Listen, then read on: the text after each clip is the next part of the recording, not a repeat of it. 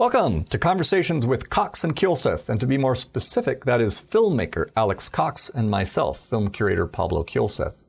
Alex will join us by phone from his home in Oregon, while I sneak away from my office to call him from one of the projection booths used by the International Film Series, which has been screening foreign and independent movies at CU Boulder since 1941. We will keep our chats to about 20 minutes as we discuss whatever movie-related topics grab our fancy. Thanks for joining us. Okay, action.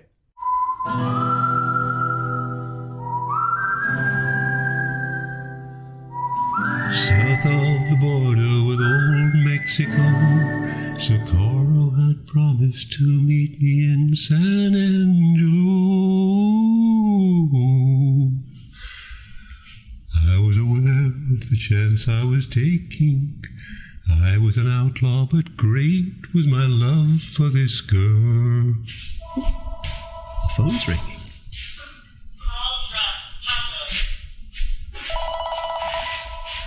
Pablo. All right. Alex, Hey. I'm glad to be talking to you, and I'm glad to be talking to you on a landline. That always makes it a little easier. Oh, it's much better, civilized. Yeah. And I thought, I actually want to quickly say, and I just sent you an email. I don't know if you had a chance to see it, but I want to give a quick plug for our friends over at the Hollywood Theater in Portland, Oregon.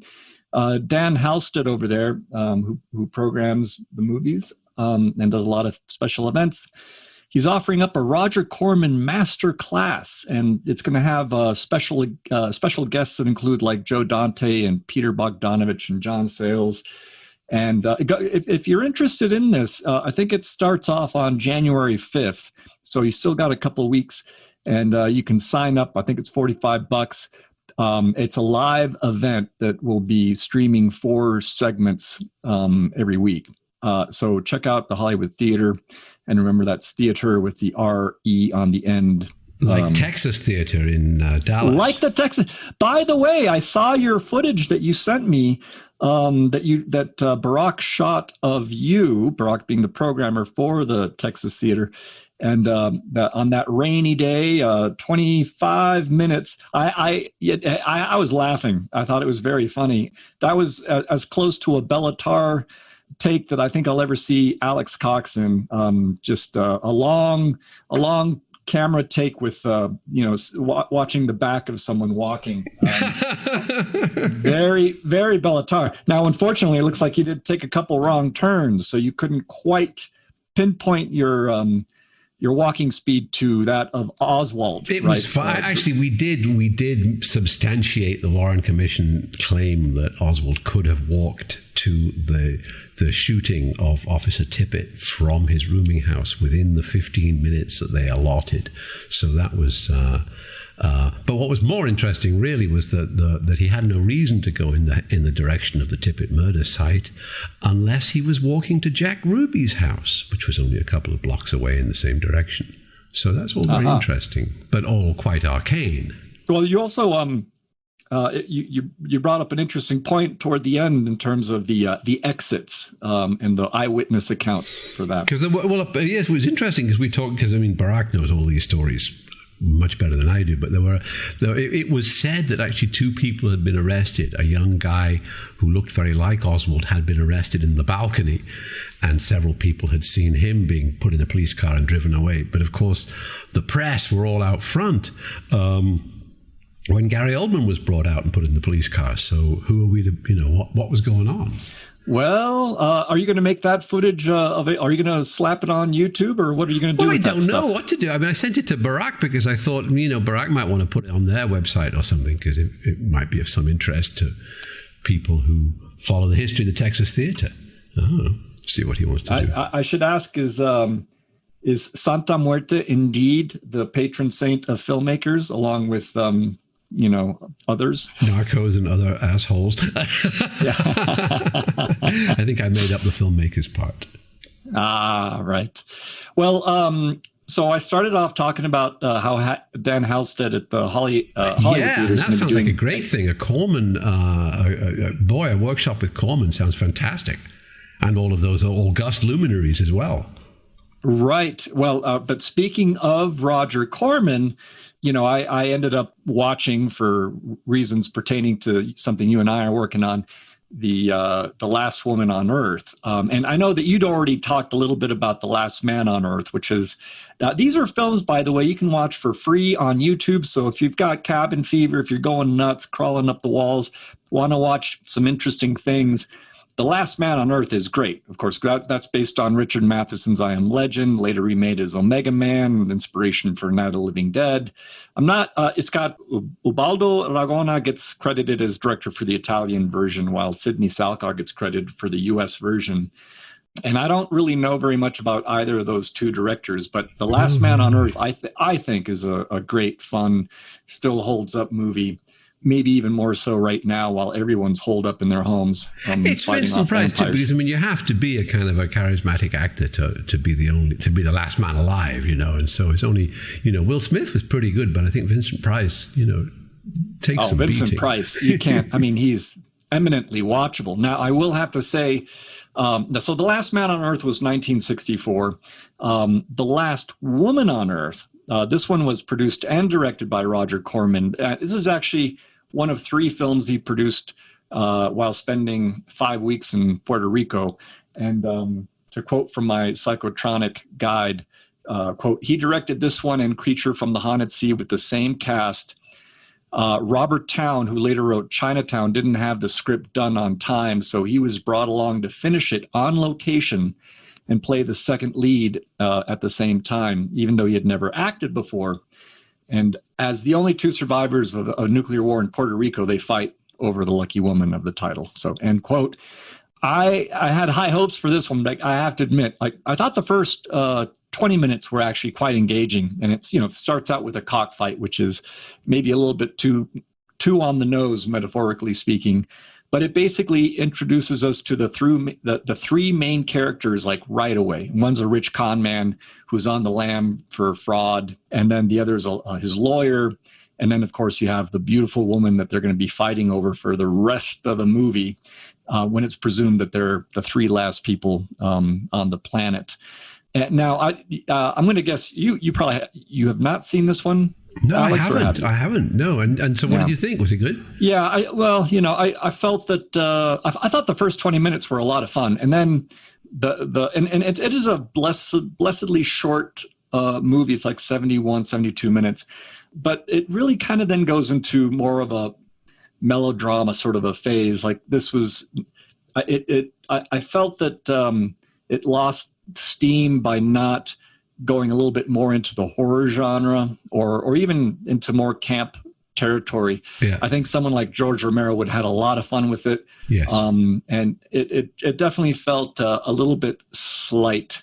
However, it is a excellent segue to this other little discovery that I did push your way, which is this episode for a series that never got off the ground that was produced by Lucille Ball's studio. Desilu. And it's called The Fountain of Youth. And it is also about 3 characters, also 2 guys, 1 woman, and they're kind of, the 2 guys are fighting for the 1 woman's attention.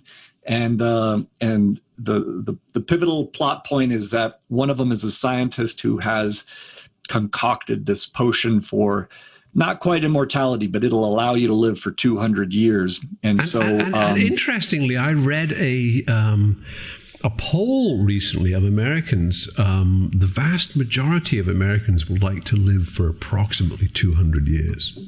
What? Really? Yes, they don't want to live eternally. Some do. But it's a small percentage that want to live eternally, maybe 5 or 6%. Yeah, like Disney and Bezos.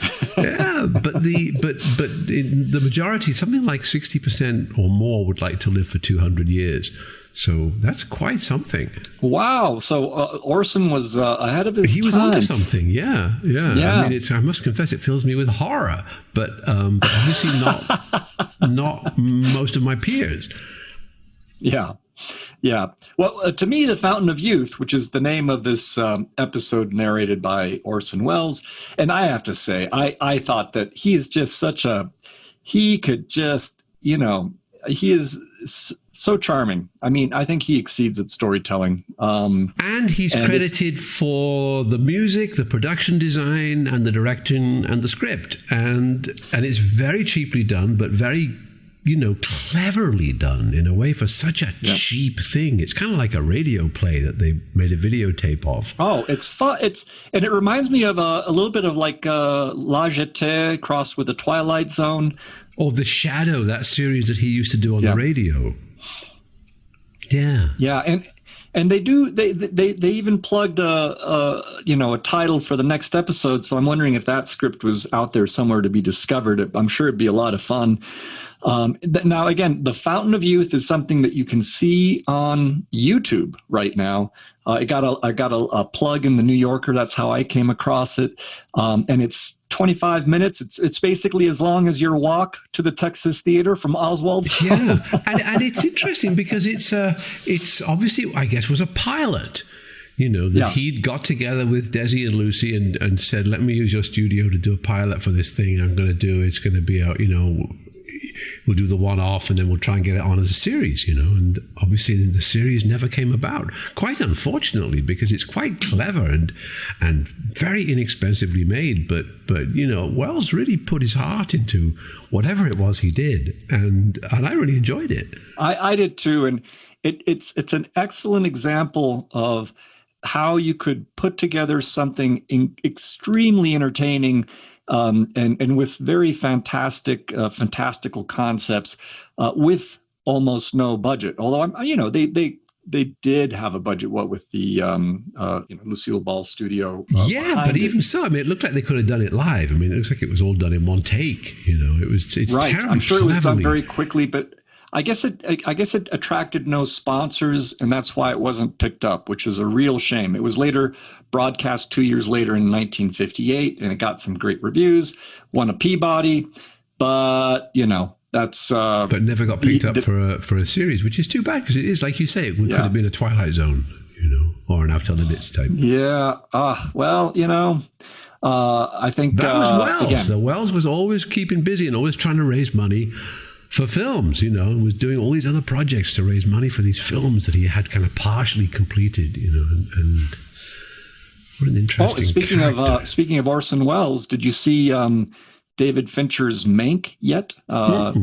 Starring Gary Oldman and the main role? No, I seem to have missed that. Is it good? I enjoyed it, but it's been getting some a bunch of different kinds of reviews, but I think any movie buff will definitely enjoy it. And Gary Oldman, even though he's much older than the Mankiewicz was in real life, but he does a really good job. What was it like working with him on Sid and Nancy? I seem to recall you telling me he was maybe, for a young actor, he was a little a bit brash maybe at the time. I can't quite recall. Oh, I thought he was very good. I thought he was a very good actor. I mean, he was a tremendous actor. I mean, he had a fantastic, and still does have a fantastic ability at mimicry. Which is how he was so good at Lee Harvey Oswald, so good at playing Sid Vicious, so good at Churchill, because they're all characters for whom there's a historical visual record. And so we know the voice of Churchill, and we know the voice of Sid Vicious, and we know that weird voice of Lee Harvey Oswald. He asked me to do this, and so that gave Gary, Gary is an extraordinary mimic, and he really, so I don't know what materials he was drawing on for the Mankiewicz movie. I think it's a bit of a straw man, really, because I know that Pauline Kael wrote that long article, Raising Cain, where she was like trying to take Orson Welles down, because he'd tried to get a screenplay credit on the movie, and it was really Mankiewicz that wrote the screenplay, etc., etc. But she was playing a larger kind of an anti-auteurist game in a fight with Andrew Sarris, another film critic in New York, and it was kind of regrettable that they had to jump on poor Orson Welles, who was always being beaten up by Hollywood, He wasn't the villain of the piece in terms of stealing credit. But anyway, let's hear it for Orson Welles. Indeed. Well, which one was the Churchill film? I never saw that one. It's the one. It's a stupid one where it's another one of those Brexit movies, like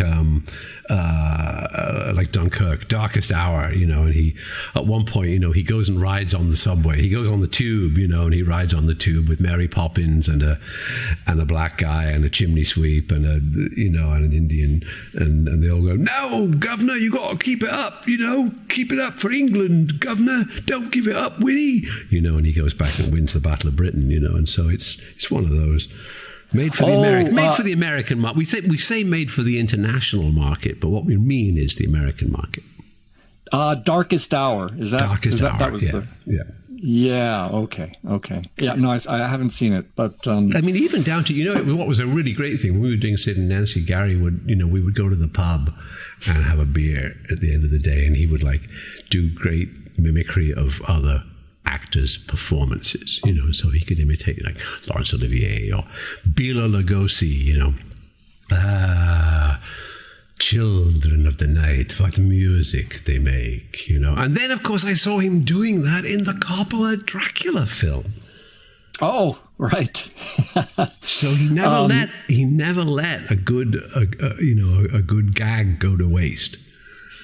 Like many great British actors. And what was your take on that particular Dracula? I'm not really a Dracula kind of a guy. I'm more of a Frankenstein monster kind of a guy. So I wasn't big on vampires. But you just recommended a Boris Karloff movie to me. Which one was that? Super film called The Criminal Code. A very interesting movie about criminology and penology made by Howard Hawks in 1931, I think. Early talkie with Walter Houston is the protagonist. He's not really the hero because he's a completely amoral character. He fails in his political ambitions. He's kind of like a Kamala Harris, he's been a hard charging, send him down DA, but he fails in his attempt to become governor. And as a booby prize, he gets given the wardenship of this big prison. Where he's put half the guys in jail, and one of the prisoners is Boris Karloff, and it's a really good film, a kind of a problem film and a moral crisis film. It's quite modern in a lot of ways. The Criminal Code. I was very surprised and impressed by the acting. I'm going to check it out. How did you just recently see it, or had you seen it a long time ago and then revisit it, or what was the? In a used book sale, I got a copy of the biography of Boris Karloff for $4, and I just realized I should better see the Criminal Code because I don't know much about Boris Karloff apart from Frankenstein. His performance as Frankenstein, and Targets, of course. And that he, like Vincent Price, was a kind of a friend to those up-and-coming young actors like Jack Nicholson. Who they would all hang around together and tell stories. Oh, that would have been a great time to be a fly on the wall, right there for sure. Well, okay, we've covered some Corman stuff. I want to remind people to go to the Hollywood Theater website if you're interested in the Roger Corman masterclass that Dan Halstead's offering. I've just purchased a ticket myself, and I got a feeling that we will be talking about the Pogues next week. Next week, we're going to talk about Julian Temple's documentary about Shane MacGowan. Yes. Yeah. All right. Looking forward to it. I got the link today. I'm looking forward to watching it. Cool. Well, we'll do that. And thanks again for joining. We'll talk more next week. It's always a pleasure. Bye for now. Likewise. Ciao. And cut. Okay, that's a wrap.